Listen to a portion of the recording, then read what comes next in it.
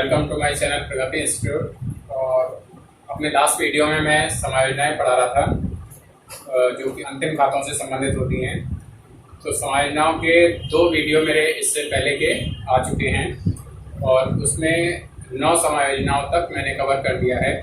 और उसके बाद जो 10वीं समायोजन है, एडजस्टमेंट है, उससे आज हम लोग शुरू करते हैं। सो 10वीं समायोजन है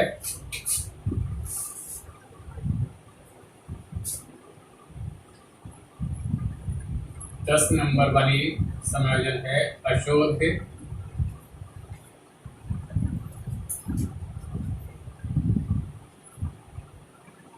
एवं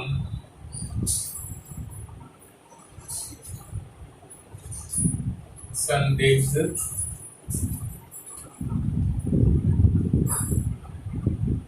ऋणों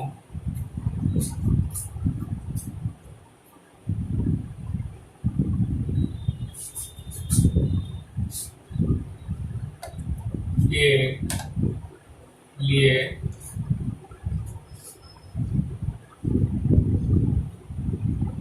संचय।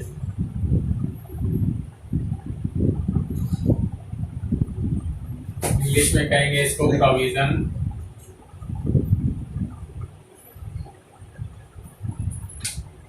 For bad and doubtful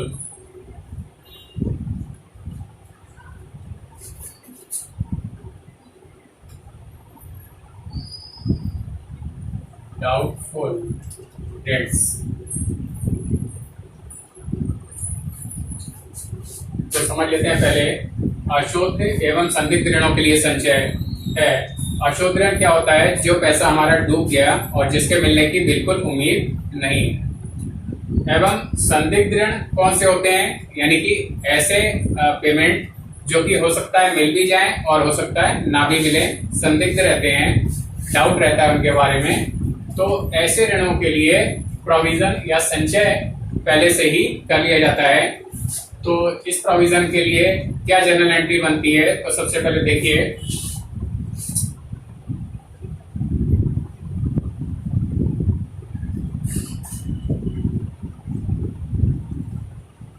general entry बनेगी इसके लिए, प्रॉफिट एंड लॉस अकाउंट को डेबिट कर देते हैं।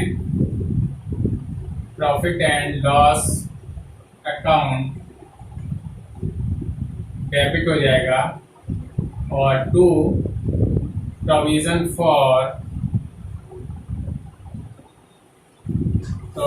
For bad and doubtful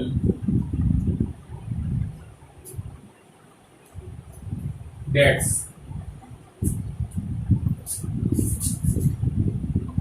account। Narration लिखेंगे being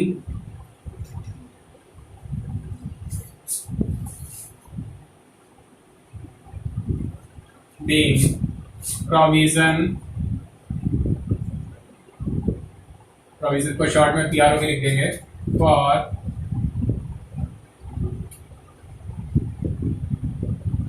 bad and doubtful BND लिख दिया, डेट्स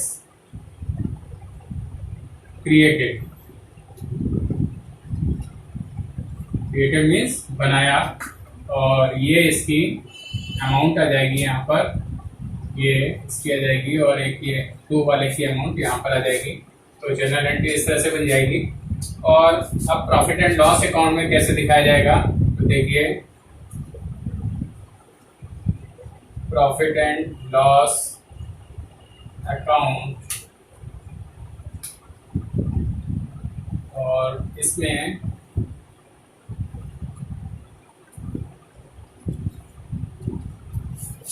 जो पहले के जो बैड डेट्स होंगे, पुराने वाले जो ट्रायल में दे रखे होते हैं, अगर बैड डेट्स दे रखा है अशोध ऋण, तो वो यहाँ पर आ जाएगा। ये कौन सा वाला है? जो ट्रायल बैलेंस में अशोध ऋण दे रखा है वो बैड डेट्स है, इसको यहाँ लिख लेंगे। प्लस जो नया रिजर्व ये हमने क्रिएट किया है, डेटर्स पे क्रिएट होता है, जो भी परसेंटेज दे रखी होगी उस परसेंटेज के हिसाब से ये क्रिएट होता है। तो इसको हम न्यू प्रोविजन या न्यू रिजर्व भी कह सकते हैं, न्यू रिजर्व कह दें, चाहे provision for bad and doubtful dates कह दें, इसको एक ही बात है।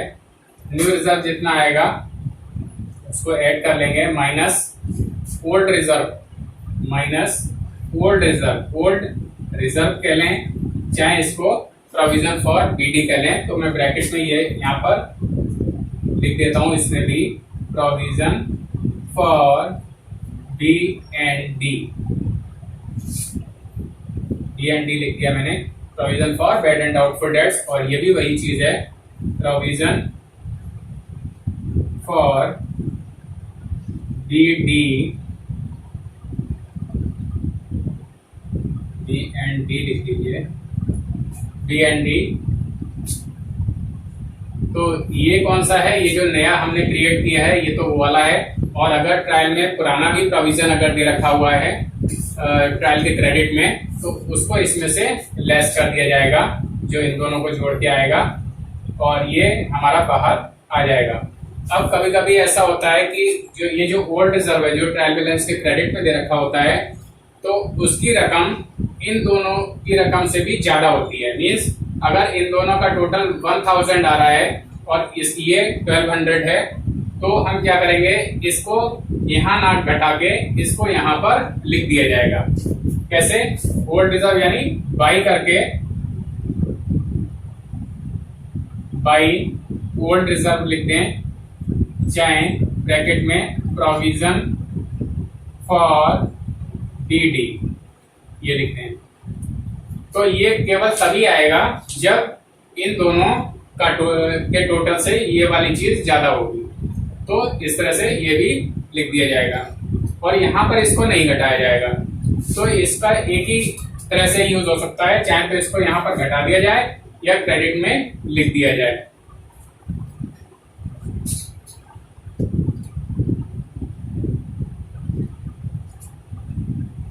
तो इसको मैं अभी मिटा देता हूं कि हो सकता है इसको लिखना पड़े और हो सकता है ना लिखना पड़े, दोनों केस हो सकते हैं। और अब बैलेंस शीट में इसका क्या ट्रीटमेंट होगा देखिए।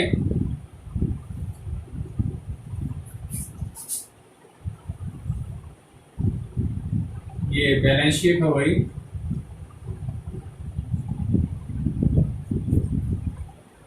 और इसलिए liabilities, amount, assets, then amount,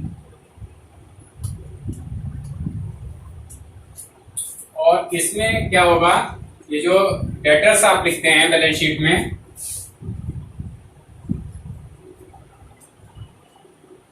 यहां पर अमाउंट आ जाएगा और इसमें से ये वाला जो प्रोविजन है उसको हम लेस कर देंगे। Provision for B and D, ये जो आएगा वो उसको लेस करके जितना आएगा ये निकाल दिया जाएगा बाहर।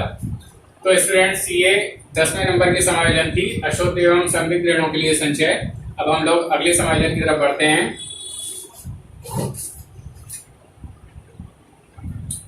पहले स्टूडेंट्स, जो अब इससे अगली जो समायोजन है 11 नंबर पर, वो है देनदारों पर छूट के लिए संचय। तो इसको शुरू करते हैं। 11 नंबर पर है देनदारों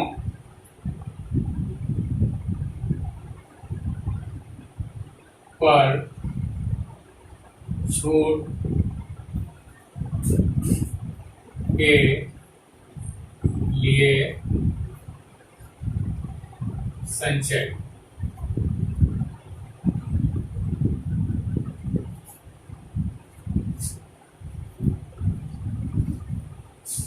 और इसको इंग्लिश में कहेंगे reserve for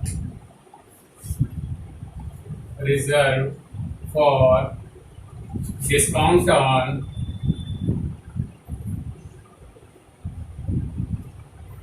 on debtors.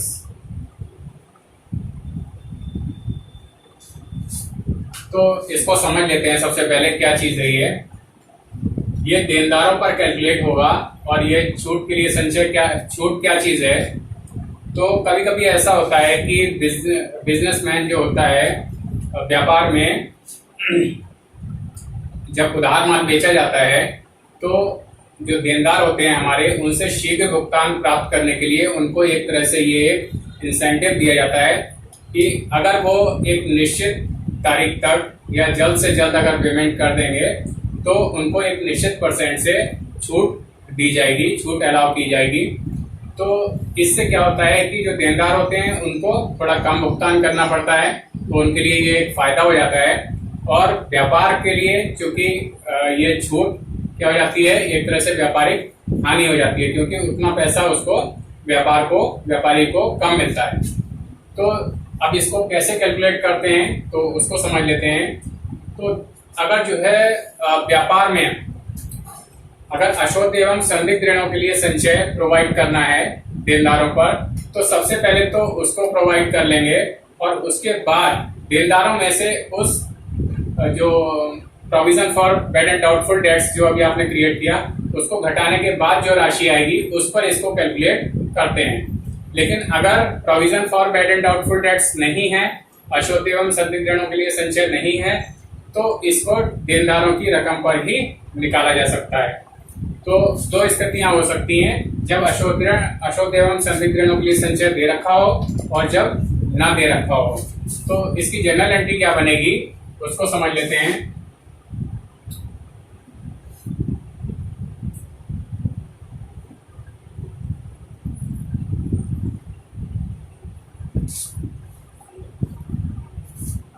Profit and loss account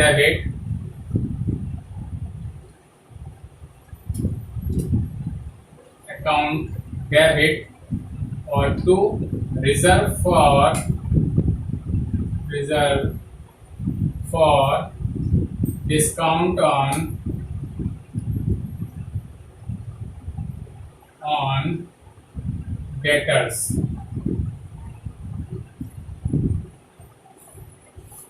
being reserved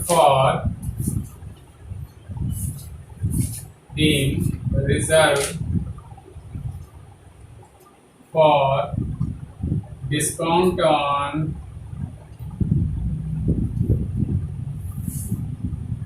debtors created और इसकी अमाउंट भी उसी तरह से यहाँ पर डेबिट और क्रेडिट में दिखा दी जाएगी। और इसके बाद अब प्रॉफिट एंड लॉस में कैसे दिखाएंगे इसको,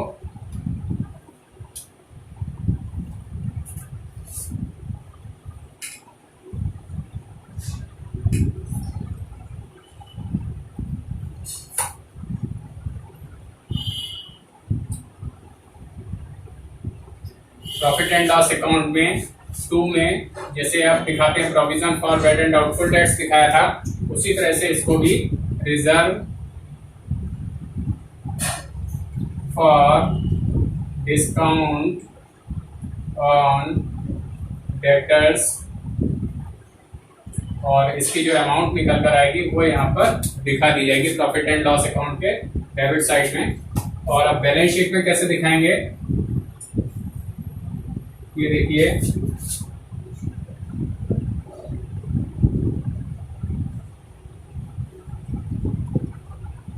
balance sheet liabilities amount assets then amount और इसको इस तरह से बंद कर देंगे। और इसमें जो आप डेटर्स दिखाते हैं एसेट्स में, तो डेटर्स इसी तरह से आ जाएंगे, यहाँ पर अमाउंट आ जाएगी। और अगर इसमें provision for bad and doubtful dates है तो जैसा इससे पहले की समझ में बताया था उसको पहले लेस किया जाएगा और फिर reserve for discount on debtors को लेस किया जाएगा।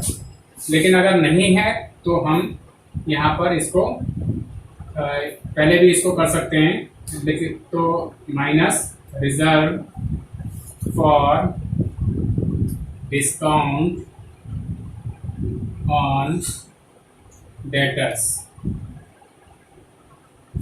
इसको इसमें से लेस करके दिखाया जाएगा और जो आएगा बाहर वो निकाल दिया जाएगा। तो स्टूडेंट्स, ये 11 नंबर की समायोजन थी, देनदारों पर छूट के लिए संचय। और अब हम लोग इससे नेक्स्ट समायोजन की तरफ बढ़ते हैं। वेल स्टूडेंट्स, तो अब हमारी जो नेक्स्ट नंबर की है समायोजन 12 नंबर पर, वो है लेनदारों पर छूट के लिए संचय। 12 नंबर है लेनदारों पर छूट के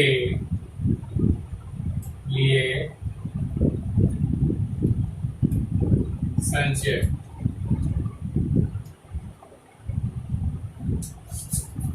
इंग्लिश में कहेंगे reserve for discount on creditors.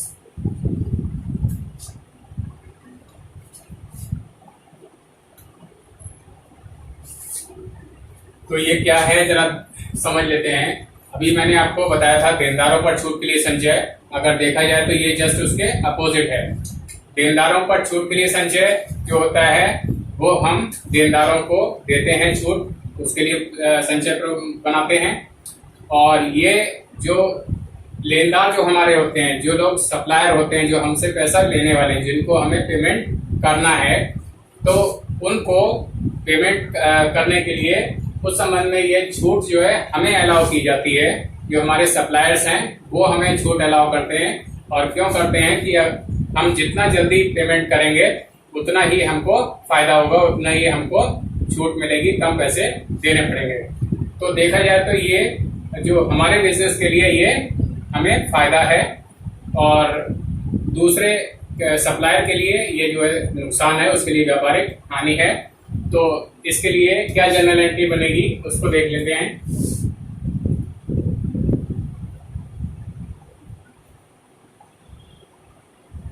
General entry इसके लिए बनेगी reserve for discount on creditors account debit to profit and loss account.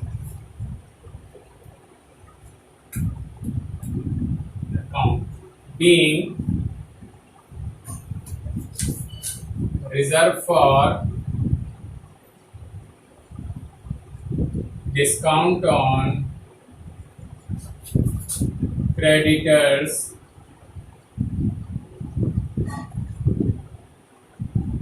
created या made, कुछ भी लिख सकते हैं। ये जनरल एंट्री बन जाएगी और अमाउंट उसी तरह से यहाँ पर और यहाँ पर दिखा दिया जाएगा, जो भी इसका परसेंटेज कैलकुलेट करके आएगा। और अब प्रॉफिट एंड लॉस अकाउंट में देखते हैं।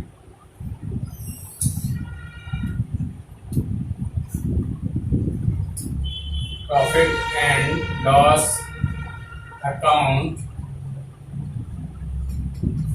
इसमें कैसे बनाएंगे, तो इसमें क्रेडिट साइड की तरफ, क्योंकि ये बिजनेस के लिए हमारे फायदा है, इनकम है, तो इसको हम केवल यहाँ पर डाल देंगे by reserve for discount on creditors. इसका जो अमाउंट कैलकुलेट करके आएगा, जो भी रेट ऑफ डिस्काउंट होगा उससे कैलकुलेट करके जो भी अमाउंट आएगा वो यहाँ पर दिखा दिया जाएगा। और अब बैलेंस शीट में देखते हैं कैसे शो किया जाएगा। ये लायबिलिटीज हो गई, amount, then assets and again amount, balance sheet, title लिख देंगे,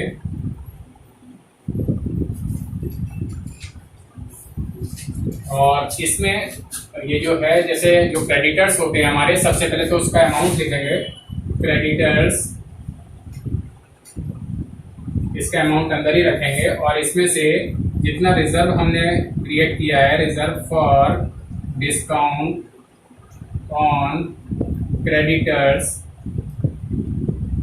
इसको हम इसमें से लेस कर देंगे और जितना बचेगा क्रेडिटर्स का अमाउंट वो हम यहाँ बाहर इसको निकाल देंगे। तो स्टूडेंट्स ये 12 नंबर की समायोजन थी, लेनदारों पर छूट के लिए संचय यानी reserve for discount on creditors. Now we come to the next adjustment. Well students, जो नेक्स्ट समायोजन है इससे अगली हमारी वो है दान एवं नमूने, यानी कि जो माल या रकम हम दान के रूप में देते हैं उसके संबंध में, और नमूने क्या होते हैं जो हम अपना प्रोडक्ट के फ्री सैंपल्स बांटते हैं उसको हम नमूने कहते हैं। तो सबसे पहले जो दान है उसको समझ लेते हैं। व्यापार में जो भी दान या चैरिटी जो भी डोनेशन दिया जाता है तो वो एक तरह से व्यापार के लिए व्यय है, और ये दो तरह से दिखाया हो सकता है। एक तो अगर केवल ट्रायल बैलेंस में दे रखा हुआ है, तलपट में दे रखा हुआ है, तो इसको simply profit and loss account के डेबिट साइड में दिखा दिया जाएगा। दान एवं नमूने उसमें समायोजन के रूप में नीचे दे रखा है अगर ट्रायल बैलेंस के नीचे, तो उसको हम किस तरह से दिखाएंगे, इन दोनों चीज़ों को देखते हैं। तो इसके लिए पहले हम टाइटल लिख लेते हैं, दान एवं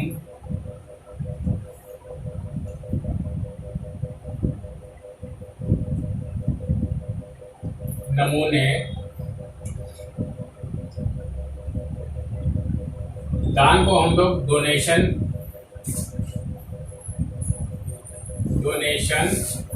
या चैरिटी, और चैरिटी भी इसको कहते हैं दान को, एंड नमूने को कहते हैं samples.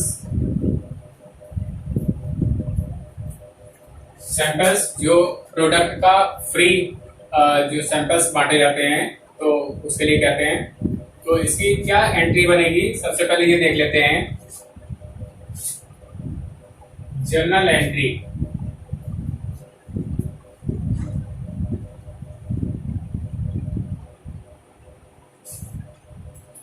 Donation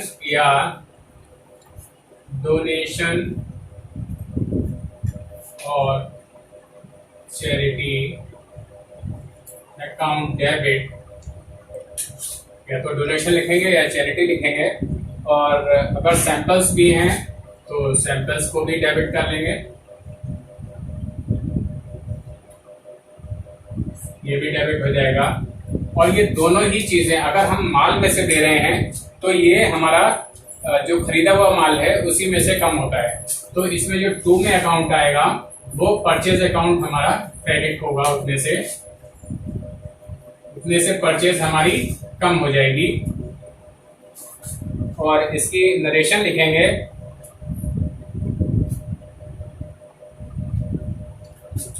goods given being goods given as donation and samples।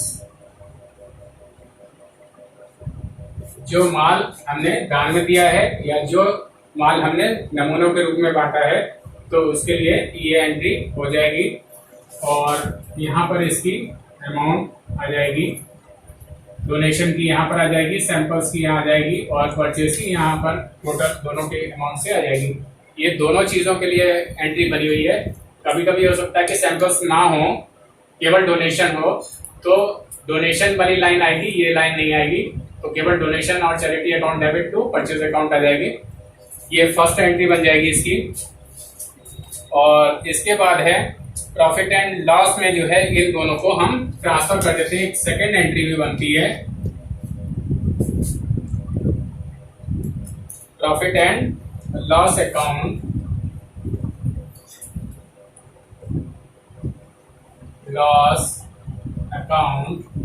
Debit हो जाएगा, और टू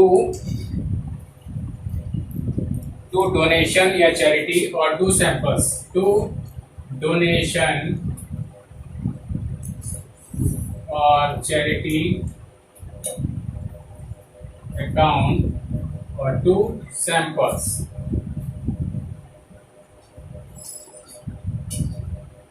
अकाउंट हो जाएगा बीइंग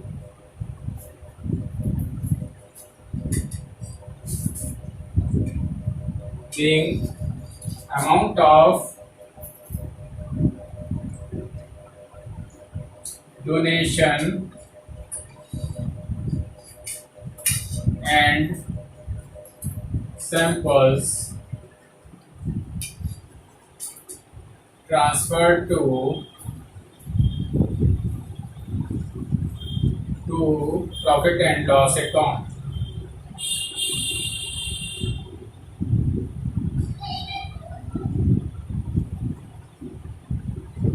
और अमाउंट उसी तरह से आ जाएगी कि यहाँ पर लिया जाएगा, डोनेशन की अमाउंट लिया जाएगी, सैंपल्स की आ जाएगी, दोनों का टोटल करके वो यहाँ पर आ जाएगा।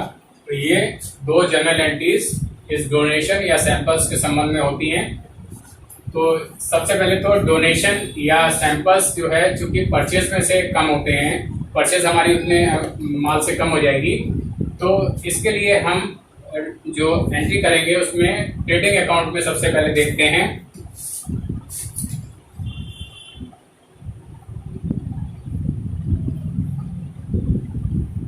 ये ट्रेडिंग अकाउंट हमने बनाया, परचेज से रिलेटेड है, इसलिए ट्रेडिंग में ही शो किया जाएगा।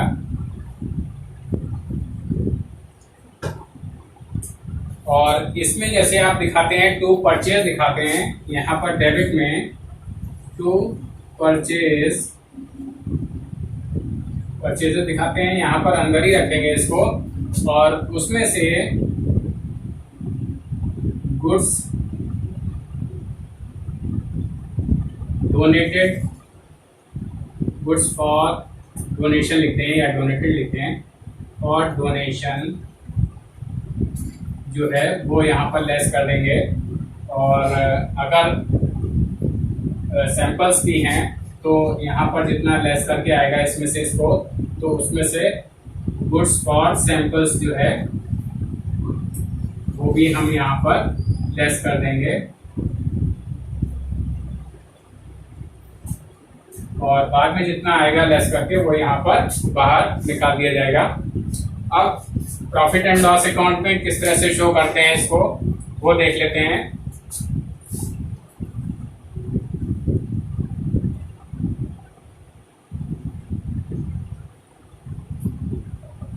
प्रॉफिट एंड लॉस अकाउंट, तो ये दोनों ही चीजें, जो डोनेशन है और सैंपल्स है, ये 2 में यहाँ पर डेबिट साइड में दिखा दिया जाएगा। 2 डोनेशन या चैरिटी कुछ भी लिख सकते हैं, डोनेशन आ गया यहाँ पर आ जाएगा। और 2 सैंपल्स अगर है तो उसको भी यहाँ पर लिख देंगे।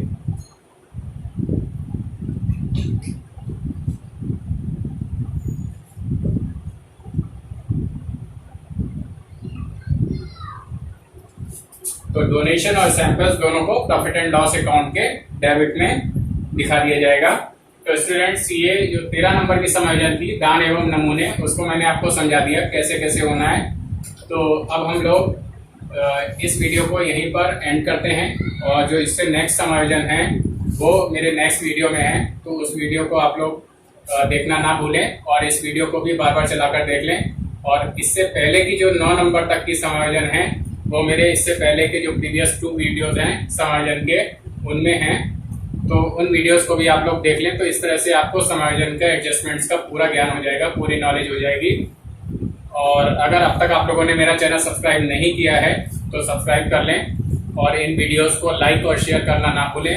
अपने फ्रेंड्स से, क्लासमेट्स से शेयर करें, जिससे कि उन्हें भी कुछ इसका बेनिफिट मिल सके। इस वीडियो को मैं यहीं पर ऐड करता हूँ। Thank you.